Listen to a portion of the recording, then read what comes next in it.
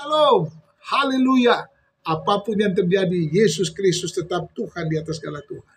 Dan Raja di atas segala Raja, karena tidak ada nama lain di bawah kolong langit ini yang diberikan kepada manusia, yang olehnya kita dapat diselamatkan. Amin.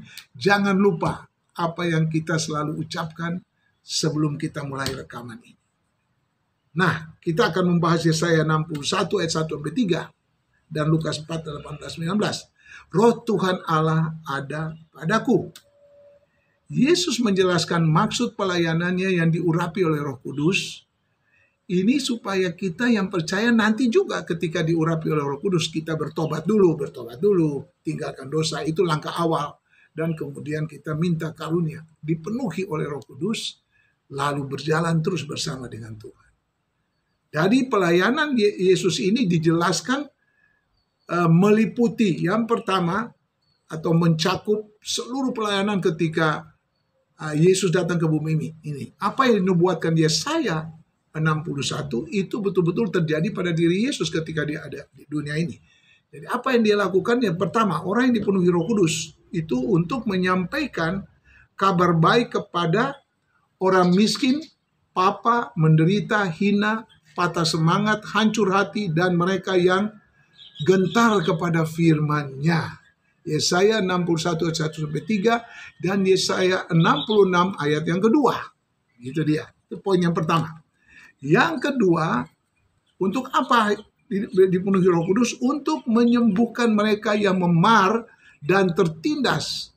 Penyembuhan ini meliputi segenap pribadi, baik jasmani maupun rohani. Lukas 4 ayat 18, Matius 11 ayat 28-30 sampai 30. Marilah kepadaku semua yang letih lesu. Ya, mari aku memberikan kelegaan padamu. Dan kemudian Tuhan Yesus berikan beban pelayanan untuk mengerti. Kalau aku dulu menderita karena ditekan oleh kuasa gelap dan iblis, aku mau menyelamatkan orang lain yang juga menderita karena hal itu. Yang ketiga, untuk mencelikan mata rohani mereka yang dibutakan oleh dunia dan iblis, agar mereka dapat melihat kabar baik atau Injil Kerajaan Allah. Yohanes 9 ayat 39. Agar apa? Agar mereka diselamatkan. Itu tujuannya. Kalau tidak dibuka mata rohaninya, bagaimana mereka mesti bertobat? Kita juga dulu seperti itu. Itu yang ketiga, poin yang ketiga. Yang keempat, untuk memberitakan saat pembebasan dan penyelamatan yang sesungguhnya dari iblis, dosa, ketakutan, dan rasa bersalah. Yohanes 8 ayat 36. Kisah Rasul 26 ayat 18. Kesimpulan, semua orang yang dipenuhi Roh Kudus, dan ini penting sekali, terpanggil untuk ikut serta dalam pelayanan Yesus dengan cara-cara yang sama yang Yesus lakukan. Cara-cara yang demikian. Untuk melakukan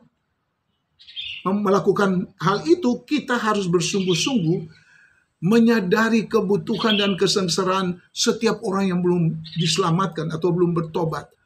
Masih terikat oleh dosa dan kuasa iblis yang dahsyat, itu sangat mengerikan.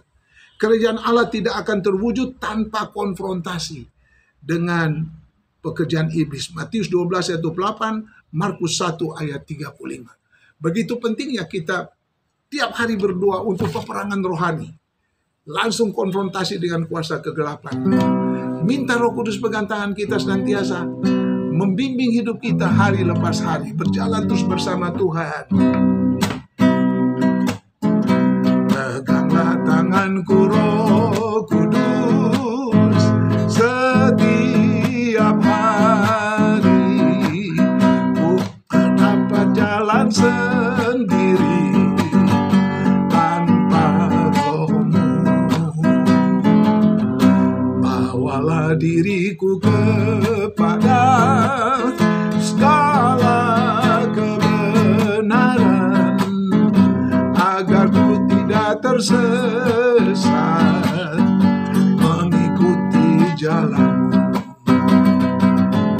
Kudus, kudus Tuhan, kudus nama-Mu. Ku beri syukur dan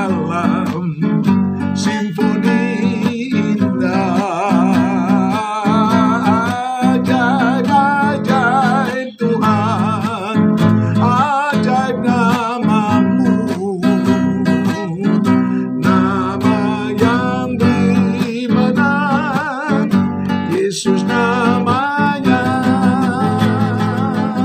nama yang beri menang. Siapa namanya? Yesus namanya.